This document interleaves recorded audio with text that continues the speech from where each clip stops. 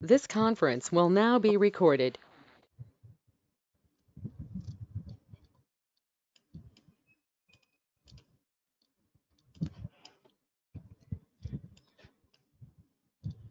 Okay, I was asked to talk about pediatric tuberculosis, pulmonary tuberculosis. So that's also a little shortened version.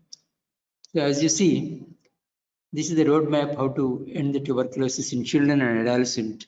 Stop neglect of children with TB. There is a latest motto. And you can see the acid fast bacilli, the pink, stained pink. I used the background also as a pinkish background. Okay. So basically today's meeting will have, this is the concept map, what we are going to discuss today. A small introduction will be there, epidemiological picture, then the pathogenesis of tuberculosis in children, clinical spectrum. I am confining it to the pulmonary tuberculosis only today, diagnostic modalities, and the treatment modalities. So in general, that is the structure of what we are going to deal today. So next 1 hour, keep your mind please, carefully listen to this, because most of these things actually latest information I try to introduce. I may be deviating a little from your OP textbook, but that is purposely I'm doing that because recently so much of changes have happened in the tuberculosis field. We'll see. Before I commence, look at this boy. The story of Tabu.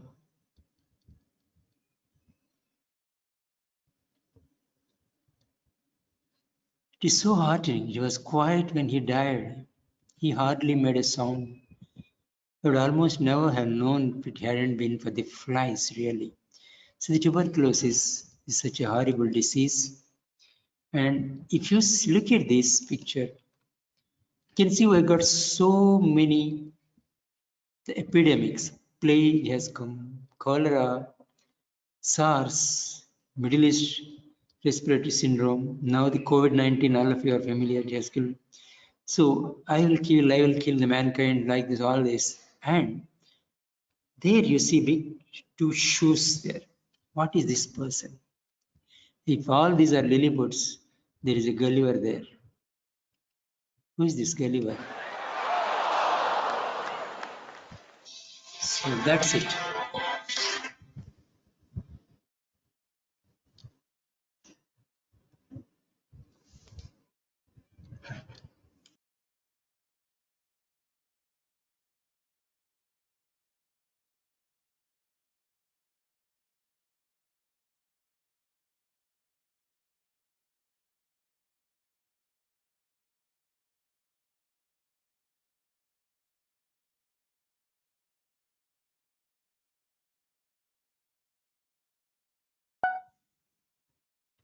If the number of victims that disease claims is the measure of its significance, then all the diseases, particularly the most dreaded infections like bubonic plague, Asiatic cholera, etc., must rank far behind tuberculosis, in the words of the great man Robert Koch.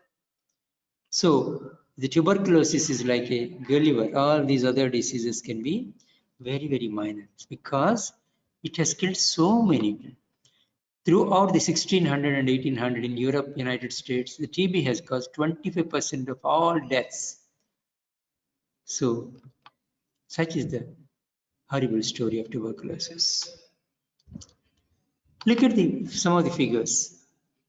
7.5 million children between 0 and 14 infected with TB each year. And among all ages, it is 10 million in 2017. And of them, 1 million are children between 0 to 14 years. In 1 year itself, 52% of them are below 5 years.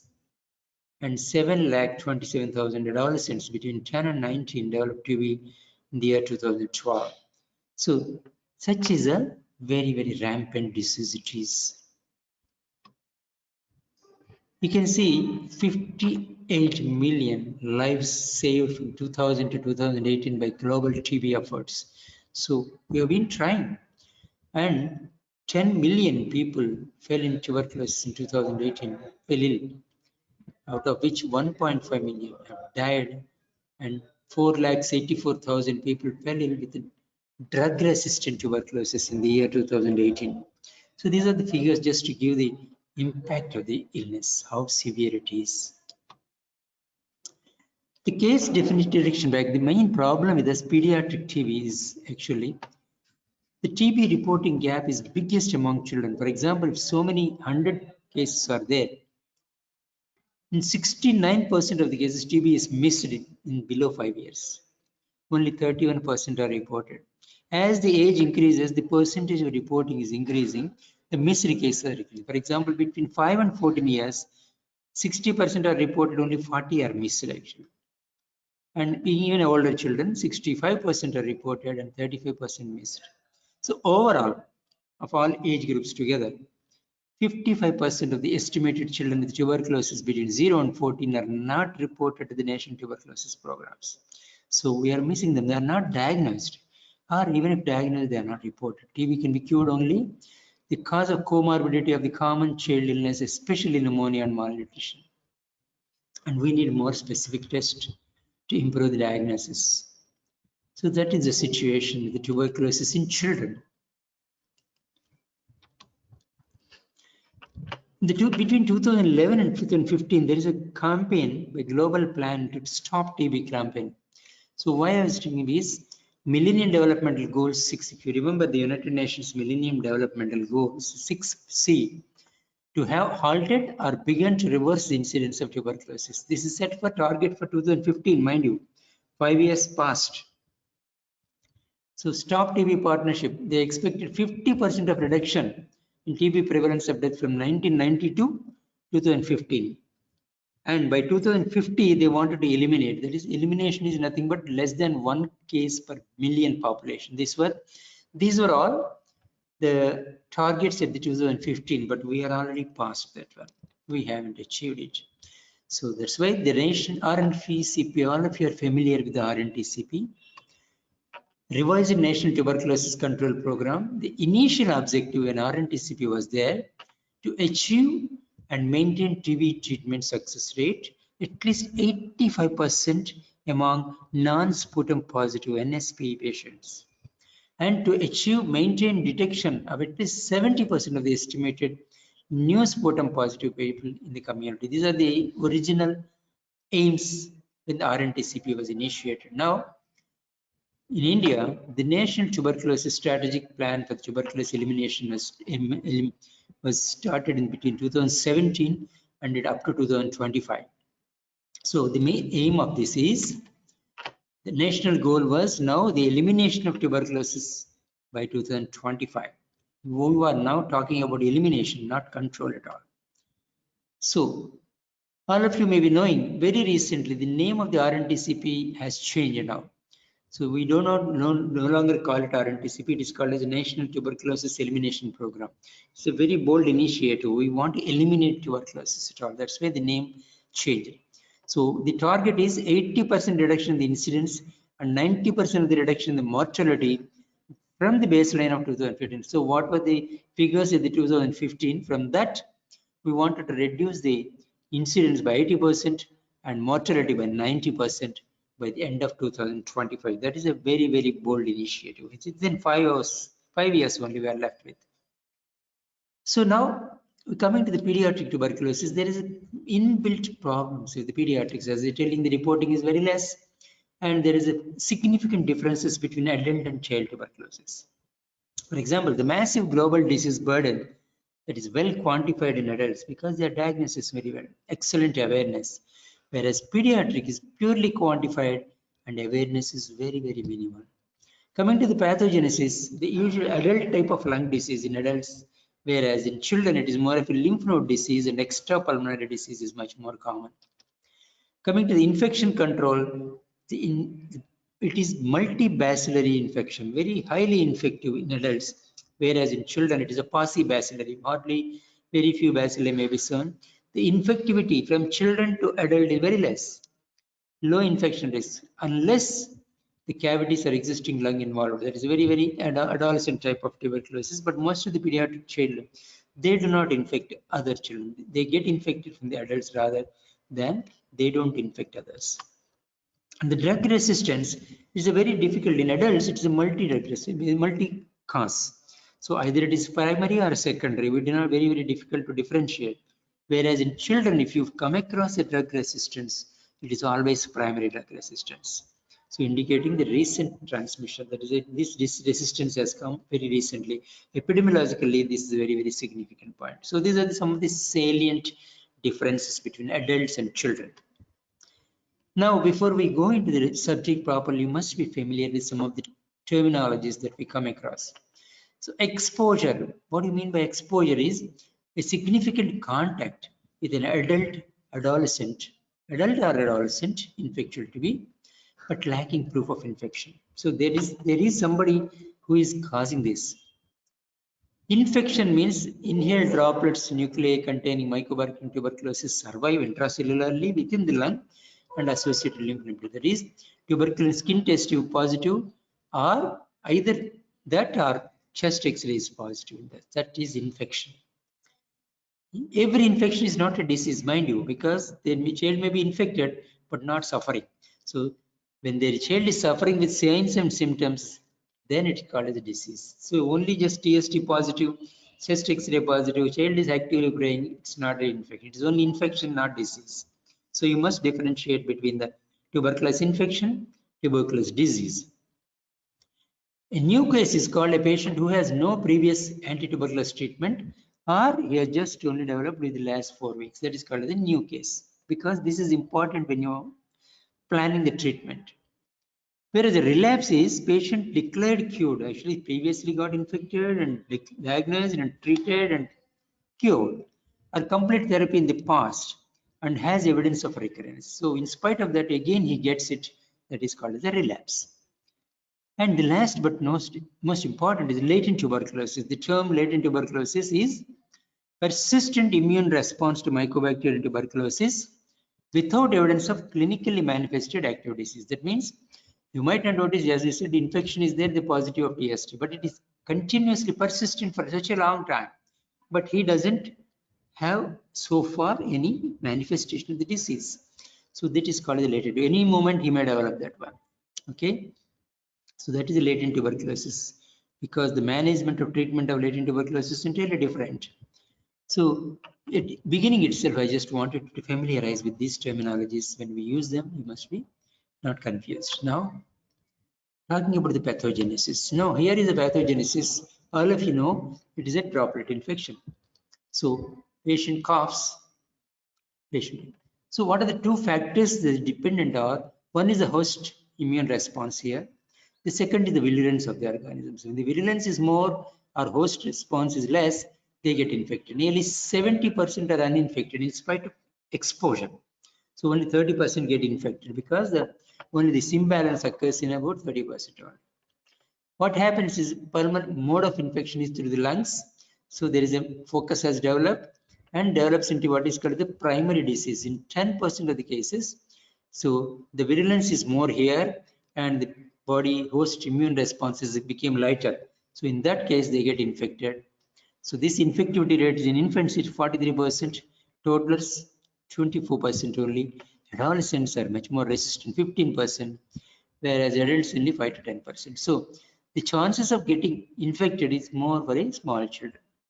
But the disease development later depends upon the immunity. Then the primary infection, already some people have infected, no? The latent tuberculosis infection, so it may remain latent, 57 to 85%. They may not manifest disease. Even though they got infected, they are just latent, because it is balanced by the immune response. So these are the general, this is from the Lancet, it was an infectious diseases report. So you can see what happens after the infection. Yes. The risk of extrapulmonary disease in children following infection with the disease. If you get infected in less than 1 year, the chances of disseminated immune infection 10 to 20%. Pulmonary tuberculosis 30 to 40. and nearly 50% they escape. So, but if they get infected, they give high mortality and morbidity is much more high, though even the 50% only it is affected. Between 1 and 2 years, the chances of pulmonary to be even less, and nearly 75 to 8% they can escape. 2 to 5 years, 95% escapes, only 5% develop pulmonary tuberculosis, and disseminated chances are very, very less. So early infection will lead to severe types of infections like tuberculosis meningitis and disseminated tuberculosis. So this is between 5 and 10 years. This is called the safe school years. Actually, even though they are exposed, 98% of the children they can escape getting disease. This is the safe school years they call it. And this will reduce after 10 years, again goes down to 80 to 90% only. And these children who, especially adolescents, they may develop adult type of tuberculosis. This is generally most important. What I wanted to highlight here is this one. So 1 year below children who get less than 1 year, the chances of a serious form of infection is very high. So compared to all other diseases, all these things are much less. So that is what I wanted to impress upon you. Next. Okay, a susceptible individual is there in the society, he got exposed. So what happens? After infection, if you diagnose, if you assess healthcare system, you diagnosed, and he can be cured. Actually, preventive therapy can be there. This is called the latent tuberculosis management I was talking. So development of disease is easily prevented, all this blue line. But what happens is, if you do not access the healthcare system, that means not been diagnosed, he may from infection stage, he may go to the disease stage. This is a disease means actually science and symptomatology. So from the symptoms, he's feeling ill, and again you give treatment, access healthcare system. If you got the treatment is there, you may get cured, diagnosed first, and then treated and get cured, actually chances. But some, even after diagnosis, some resistant tuberculosis are misdiagnosed or because the resistance, it will disease, they can succumb to the disease. So this is usually pattern how all the after infection, what all can happen. All of you know how does it transmit? It is the airborne. So inhalation of the airborne mucus droplets of 1 to 5 microns. This is the size of the microns in diameter. Each cough will be 3,000 droplets of the nuclei. Each sneeze will get even more, 1 million droplets. And just 10 or 200 droplets is enough to get infection. And droplet nuclei stay airborne for up to 72 hours. You know, after the infected person gone away also, that AIDS may be having this, especially dark, damp rooms and sunlight. Sunlight kills them. So dark and damp rooms, it may remain there. And if you go after the patient has gone away, again, if you inhale that air, you may get infected. So that is only. So transmission, all of you know, the chances of transmission, if the person who infecting the disease causing the usually adult, if he is having so much of extensive infection, if he is producing a lot of sputum which is thin, severe and forcible cough bouts are there, and especially the crowding, slum dwellers and street children, they are exposed all the time. And IV drug users and the malnutrition, these produces low immunity. These people are easy to develop this infection much more. Now we'll go to the clinical spectrum. I am confining as if only to the pulmonary tuberculosis today. See, as in once tuberculosis infection, these manifestations are very, very, very spectrum. As you know, VIBSI are very, very, very varied position. Even if you take the pulmonary, forget about the multi-system involvement actually. So primary pulmonary tuberculosis is the first one. These are all in the listed one. The incubation period may be between 4 to 8 weeks. That is from the time of entry to the manifestation. The primary two becomes, what is primary we'll see later. It may become a progressive primary, and after silent for some time, then get reactivation because of some immunosuppression. Pleural effusion is one thing, pericardial disease, upper respiratory tract infections, lymph nodal disease, then extra pulmonary disease. These are all extra pulmonary. cutaneous, lymph nodes, disseminated means all the organs, CNS, and so these are, and bone and joint tuberculosis, abdomen, GI, gastrointestinal, and perinatal disease.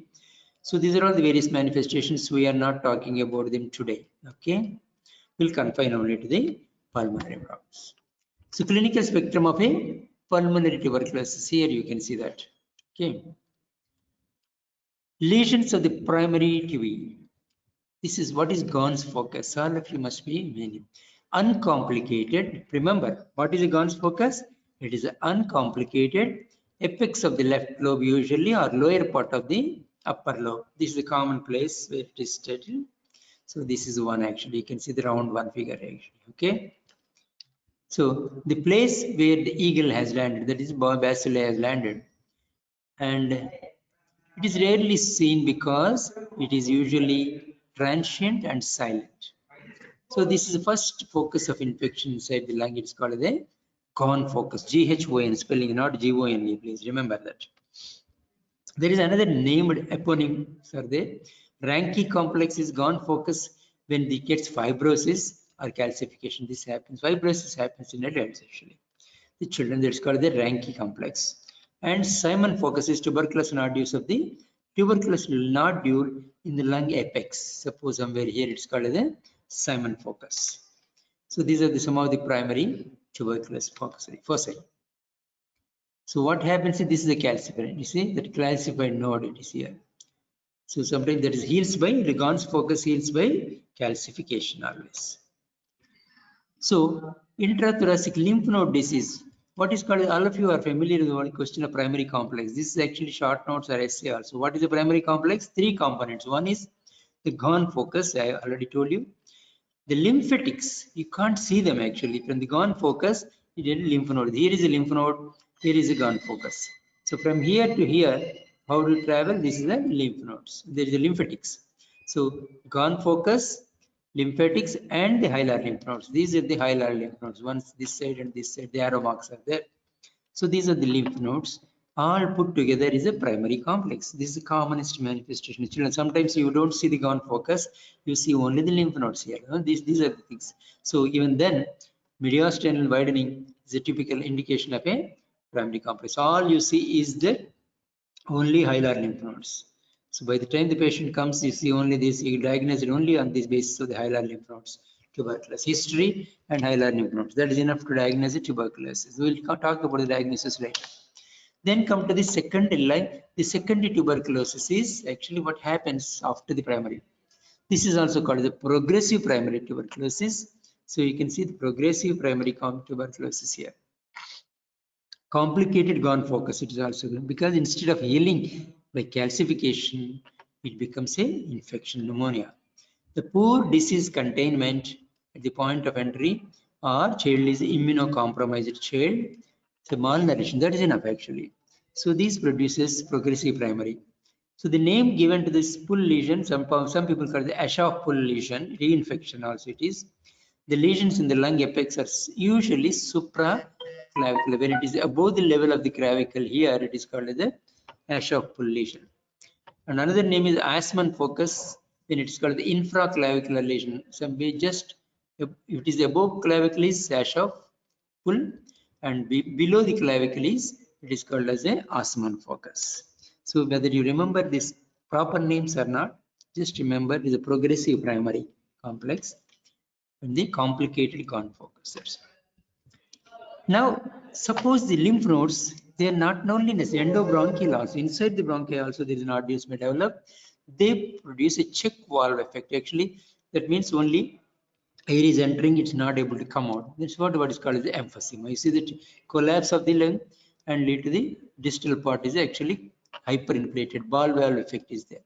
So this see the remnant of Ghon focus somewhere. It's a somewhere remnant of Ghon focus is here. Large left side perihilar nodes are there here. So here you see the emphysema. This side lung fields are rarefied. It is much more darker, but not uniformly dark. If it is uniformly dark, you think it is a pneumothorax because air bronchocranial is seen. It is a emphysema. And also diaphragm is pushed down. These are the signs of emphysema. Pushed down, large lung volume, So this big lung volume here compared to the right side, and mediastinum is pushed as a tracheal shadow, and you can see the trachea also. You see, this is a trachea, air shadow. So it's pushed to the right. So this is a emphysema. Okay, this is another pattern of pulmonary tuberculosis. Then the pleural effusion, this is usually immunological reaction actually. So whenever you are given an X-ray, look at the costophrenic angle. Here, this is what is called the costophrenic angle. Can you see that on the right side? No. So the blunting, there is usually always this acute blunting of the, whenever there is a blunting, even if a small amount also, it is always an indication. You can't make out the costophrenic angle. It should be actually like this, diaphragmatic. So when it is absent, it's blunting, it is called as an effusion. Always remember, X-ray reading you will be asked actually. So usually the elevation on the axillary side more. That is because of the capillary fluid. So any shadow with maximum in the axillary side and gradually coming down, such a shadow is always pleural fluid. Remember these radiological findings. This is X-ray we keep for exams always. So if it is some minor, small effusion, it is asymptomatic, but may manifest as a fever, cough, dyspnea, pleuritic chest pain, especially before the effusion increases. If the effusion is more, pain is reduced. Initial stages, it may be painful. So these are the symptomatology, and too much of effusion may cause respiratory embarrassment. Actually, this is a hypersensitivity to tuberculous protein, so sometimes the pleural fluid doesn't show any AFB at all. Now, this again, the diagnostic this spotter X-ray. If you keep this X-ray, you must be able to immediately identify are all reticulum not matted appearances. This is just like a mesh. It is called as a miliary tuberculosis. This is a miliary disease characteristic of a extensive, especially immunosuppressed children, first 3 to 6 months after infection. This is a hematogenous spread of tuberculosis basically causing disease in a 2 or more organs. It's called the disseminated tuberculosis. And X-ray, the common name given to it is snowstorm. Snowstorm appearance is typical of a miliary tuberculosis. Just remember this feature picture. So it is a spotter in the X-rays. The adult type of some children, especially adolescents and all these people, they can usually the cavitation never develops actually, associated extensively plurally regulated immune response only. So the cavitation, formation of the cavity and caseation. So you can see where is the cavity here? Can you see the spot it? So whenever you see a fluid level, look at here. This is the fluid level. You see the fluid level. So that fluid level is an indication there is a cavity. Here is a cavity. Carefully you see the thin walled cavity. If it is a lung abscess, it may be much thick walled actually like this. So if it is a thin walled cavity with a fluid level, it is a pulmonary tuberculous cavitation and extensive pneumonitis. These are all the infiltrative pneumonia. So infection, adult sputum smear positive cases, as usually happens in adults, but adolescents it may develop. This is not so common in children. Okay. So what are the symptoms of the pulmonary tuberculosis? After seeing the spectrum of radiological features, now we come to the symptom. The primary complex, there may be just mild fever, anorexia, weight loss, decreased activity, and cough. That's all. Sometimes it may not be just pure weight gain. That's all. If it is a progressive primary complex, as I said, the GON focus is complicated. High-grade fevers, cough, expectoration. You may get even hemoptysis. In adolescents, as I said, the cavitary types of lesions, you may get a hemoptysis and ulceration because of the bronchitis. In endobronchial tuberculosis, there is a nodular lesions which is blocking the bronchi, or you may get a wheezing because of this narrowing of the passages. You may get a fever, troublesome cough, dyspnea, and cyanosis also may develop. A wheezing child which is not responding to bronchodilator and less than 2 years old, of course, you have to rule out the foreign body and such and asthmatic and bronchiolitis. Once you rule out all these conditions, keep in mind that the tuberculosis may be possible to face, especially endobronchial tuberculosis. Now, other symptoms are, remember the cough lasting more than 2 weeks, a fever lasting more than 2 weeks, night sweats. You can look at the child actually sleeping as if it's not a bedwetting. Please remember, bedwetting will be somewhere here. So in the chest, child is profusely sweating. Not so common in children. So such a profuse sweating, loss of weight, poor weight gain, malaise and fatigue, loss of appetite, shortness of breath, chest pain. These are all the symptoms you must make you think of possibility of tuberculosis. Now, having suspected, what's the diagnosis? How do you diagnose this shit? Okay. So these are the principles of diagnosis. Children is a presumptive diagnosis, usually in pediatrics, not always possible. So any child, persistent fever or cough more than 2 weeks that I told you, and loss of more than 5% of the body weight, and no weight gain for the last 3 months, because growing age child has not gained weight at all for the 3 months. That is also suspicion. And history of a contact or infectious tuberculosis. These three are enough actually to suspect the screening diagnosis actually for this.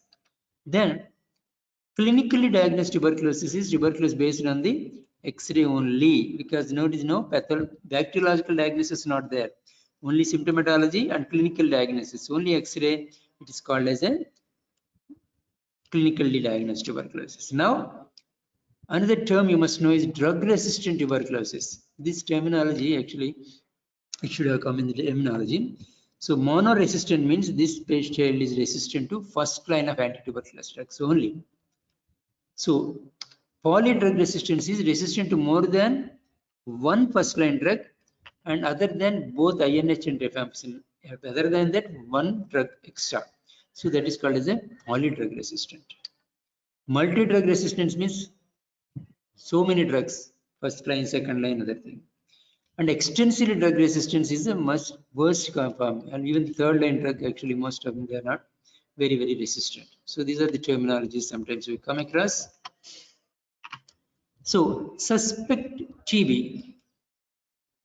When do you suspect TB? These are the suspicions. Cough, including severe pneumonia, not improving, weight loss or failure to gain weight, I told you already, the lymph node enlargement. If these symptoms persist more than 2 weeks without improvement following other treatments. Treatments means you have tried the broad spectrum, you have given anti-malarial, nutrient rehabilitation for malnutrition, but in spite of all these things, child has not improved, suspect tuberculosis. Okay, these are the things you must know. Now, diagnosis culture is a definitive diagnosis. Bacteriological cultures and immunological diagnosis are there. So, bacteriological is the gold standard is culture growing the organism. So it is a traditionally Levenshtein-Jensen medium. This is how the colonies develop here. Actually, you can see, and this is how they look on a microscope. Only 10 to 15% of the sputum samples revealed acid past bacilli. So bacterial conformation of the acid past bacilli or culture. These are the two methods of the bacteriological diagnosis. The problem in children is clinical judgment we always depend upon, because we may not get the sputum properly. Based on the clinical features, tuberculin sensitivity is very, very important screening. Chest X-ray is important, and then only comes the bacteriological confirmation. These are the in the descending prevalence, actually, how often we do diagnose tuberculosis in children. You see, the growth charts will help you. So a growing child, suddenly there is a flattening here. He is not growing at gaining weight. Here actually there is a diminution of the growth rate. As the child is growing, suddenly fall in the weight. Is 2 or 3 lines, 2 lines below the 2 centile lines. He has fallen below that. That is a very, very significant this thing. The weight loss it is called as. This is a growth failure or failure to thrive. Not growing is here, actually losing weight in the lower figure. So these will help you. And the history of a closeness of a contact. Sputum smear results in an index case if known. And the timing of the constant. Children usually develop tuberculosis within 2 years of the exposure, most 90%, because when did the father or contact person has developed? Within 2 years, if he is exposed, he may develop. If no source of case is identified, always ask about anyone in the household with cough. If so, request assessment of the person, because they may not have diagnosed. Actually, the only thing is, old man is there, he keeps coughing, sir. They may not even know he is having tuberculosis. So, history of close contact, living in the same household, or frequent contact with a source person. Like in a school also, the teacher may be having, So like the sputum smear results of the index case, if known, children are infectious positive with cavitary tuberculosis, especially the contact person. Timing of the contact, as I said, 2 years. If no source is identified, always ask about the anyone household. Same thing actually, repetition. How can we improve the diagnosis? As it is, sputum cultures is not children, they don't produce sputum as you know. So what we do is, instead of that, sputum induction mechanisms are there. 2 specimens are better than that. Sputum induction can be done using in the outpatient also. We'll talk about later. There are other tests, interferon gamma releases, say IGRA. We'll talk about it later. Not so better than TST. And improving newer methods are there, the bacterial culture methods and GeneXpert, latest one. Improving the quality of the research, the standardization of the research approaches and multi-center collaboration. By this, we can improve the diagnostics. So speaking about the skin test, tuberculin, all of you know how to do. The standard we use 5 tuberculin units in 0.1 ml of PPD. PPD is purified protein derivative. All of you must be familiar with this word. So what is a positive? After giving the injection, intradermal injection, I see on the volar aspect of this. Do we raise a 0.5 millimeters, 0.5 centimeter of a bleb, and you ask the patient to come after 48 hours. So if the size of the induration, not the erythema, please remember it is the induration, more than 10 millimeters, in all other children, whether they have received BCG or by vaccination or not. Persons with clinical condition that place them at risk. So children less than 4 years of age, children of adolescent exposed to adult with high risk category. So on those clinical cases, you take 10 mm as the standard. But sometimes even 5 mm size also is taken as a positive. When is it 5 mm is taken? In immunocompromised children, even 5 mm is also significant for HIV patients like that. Or there is a positive history of contact, then even 5 mm is taken as positive. Clinical findings in the examination you suggest for tuberculosis, then you take it as 5 mm. Persons with nodular or fibrotic changes in chest X-ray or old TB healing signs are there, even 5 mm is taken as a positive. Patients with organ transplants and immunosuppression patients, even 5 mm is positive. So in all other cases, it is a 10 mm. Well, 15 mm is positive with patients with no risk factors. In that cases, for example, in the Western communities and all these things, they don't have tuberculosis much. In such cases, it is 15 mm you can tolerate. So these are variabilities. In most of the children, even today our patients in our case setup, we take the 10 mm is a standard. So these are the exceptions. If the Mantoux test is asked as an example, examination question, you must remember all these things and you must be able to display all the 3 possible varieties actually. Now, is it gold? No, it's not a gold standard. No, because there is a false positives may be there. So if it is atypical tuberculosis, the mycobacteria can produce a positive test.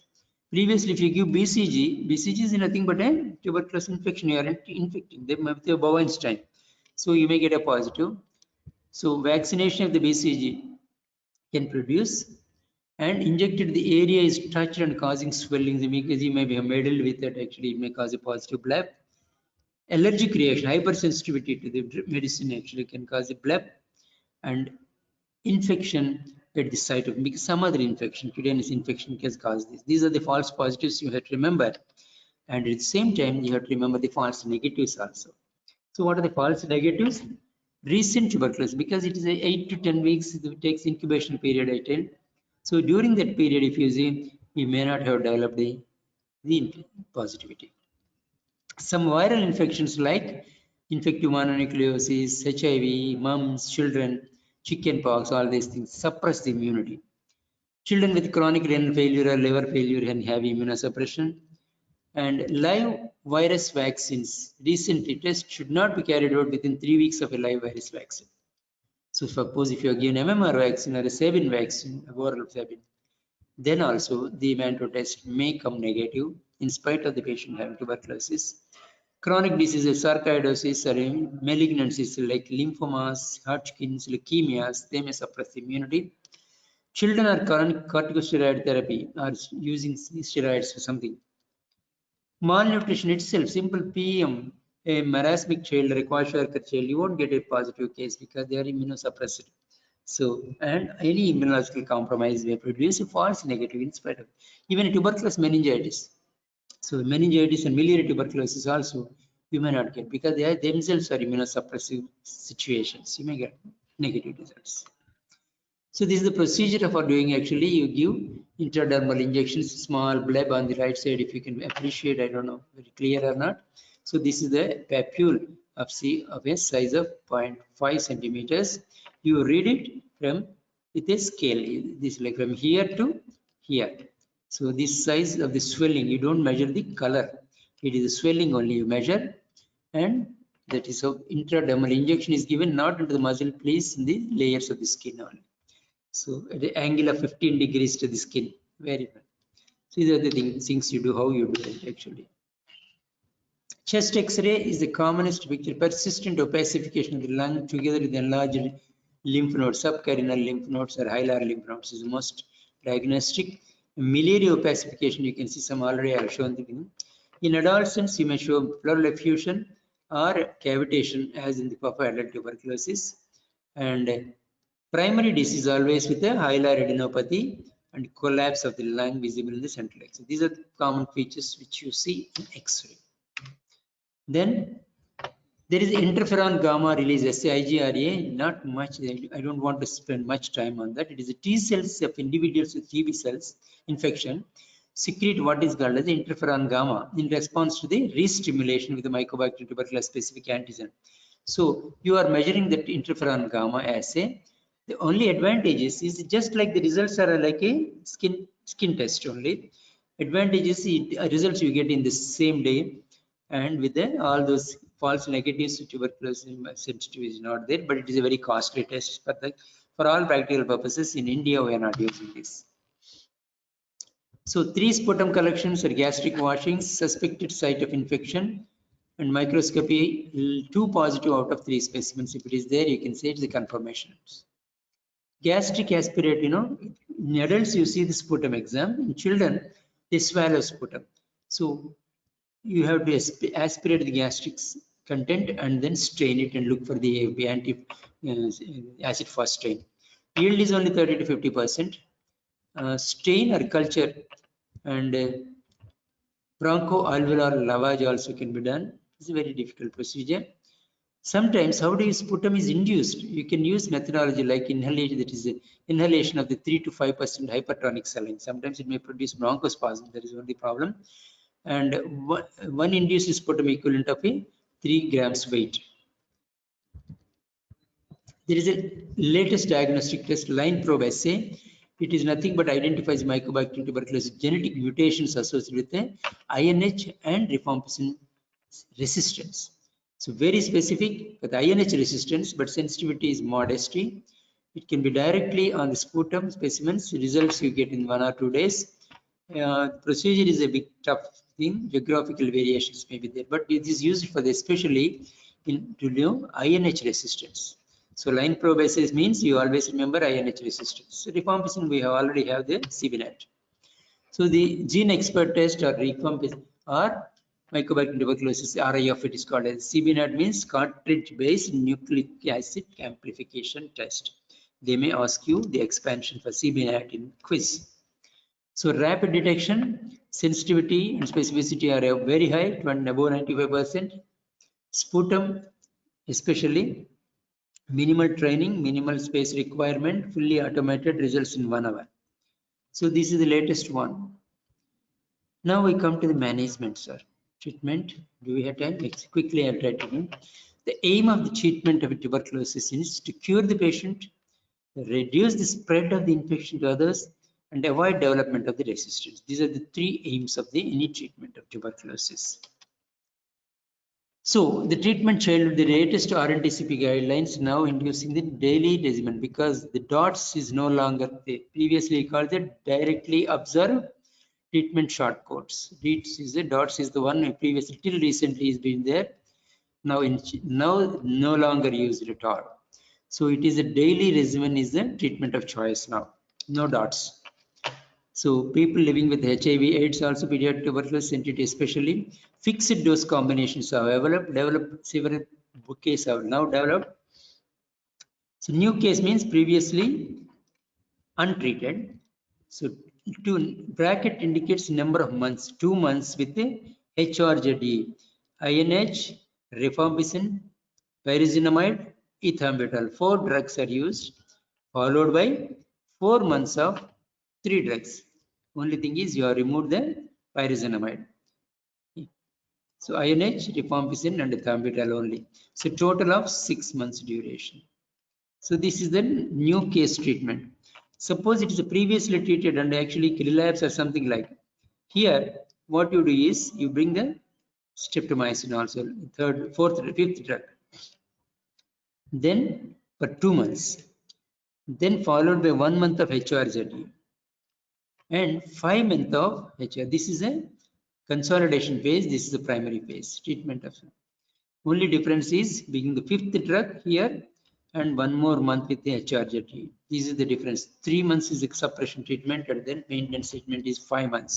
So these are the two regimen. You just note down it and that is, if you produce, that's enough.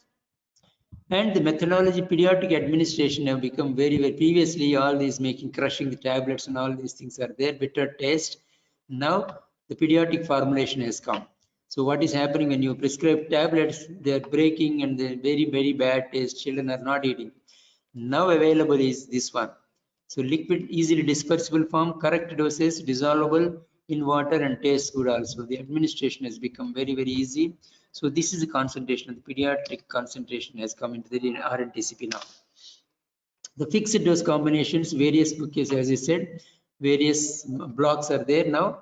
So they contain 10 mg per kg of INH, range is 7 to 15, rifampicin is 15 mg per kg, pyrazinamide 35 mg per kg, ethambutol 20 mg.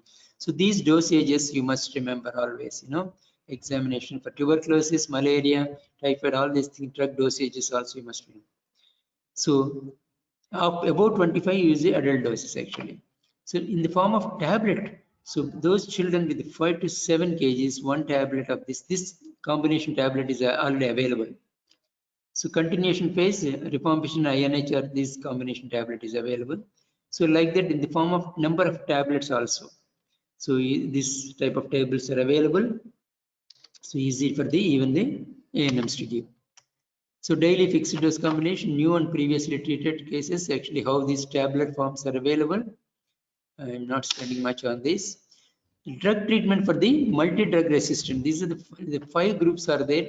First line drugs like ethambutol and pyrazinamide. Second line are amikacin, kanamycin, capreomycin, the aminoglycosides. Third line are fluoroquinolones, ofloxacin, levofloxacin, moxifloxacin. Fourth line drugs are ethionamide, cyclosporine, and para-aminosalicylic acid. Pass. And fifth line drug is high dose INH, linezolide, amoxicillin clavulanate, clarithromycin, thiazolone, imipenem, cilastatin, and clofazimine. So these are the 5 groups of drugs. How to use them, we'll see that. Whenever there is a multi-drug resistant tuberculosis has come, so this is the method. 4 to 6 drugs you may have to use. First, one drug, group 1, first line drug, use any of them. And add one second group drug, injectable preferably, based on the drug sensitivity test. Add one third group drug like fluoroquinolones, preferably levofloxacin or moxifloxacin. Fourth, group 4 or only should be chosen on the basis of the treatment of the, if there are the adverse report for all these things, anything are there.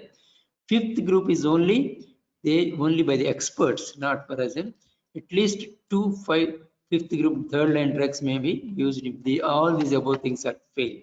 So this is about the multi-drug resistant regimen. Apart from that, there are other aspects to see. For example, the HIV positive children, how to deal with them. And pyridoxine has to be given along whenever you use INH also. Corticosteroids sometimes, especially in case of a pleural effusions. Nutrition support is very important. Infection control and adherence of the drug, whether the patient is taking well or not. That is the most important things to be noticed. Then there are certain differences from the old and present one. So the new RNTCP guidelines very important. Upfront CBNAT In smear negative pulmonary tuberculosis cases, you can directly go for CBNAT. Pediatric TB also. And alternate drug regimen is no longer there. Daily drug regimen is in assist one. Continuation phase of the both category 1 and category 2 includes ethambutol. See, previously ethambutol was not there in the second phase. No need of extensive intensive phase irrespective of the sputum results after 2 months.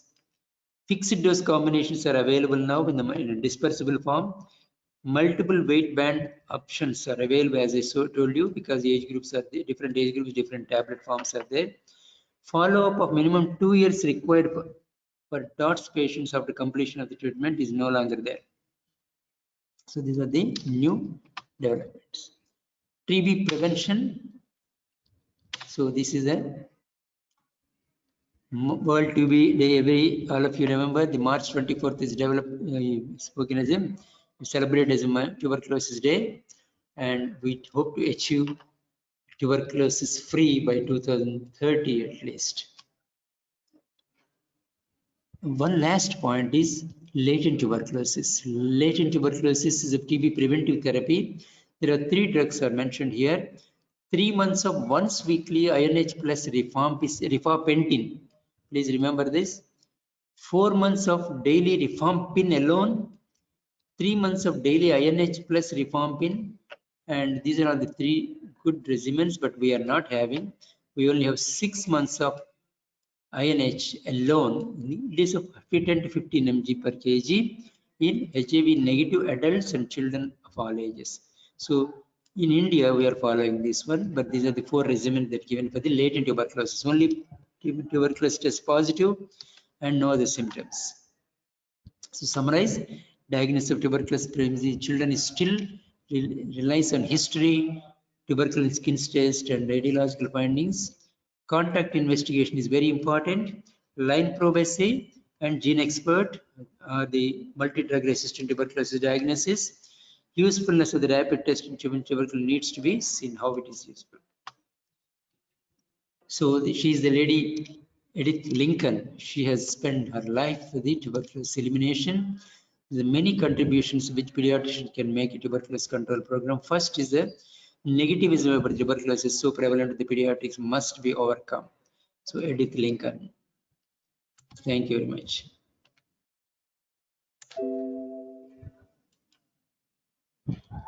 Okay, I stop here.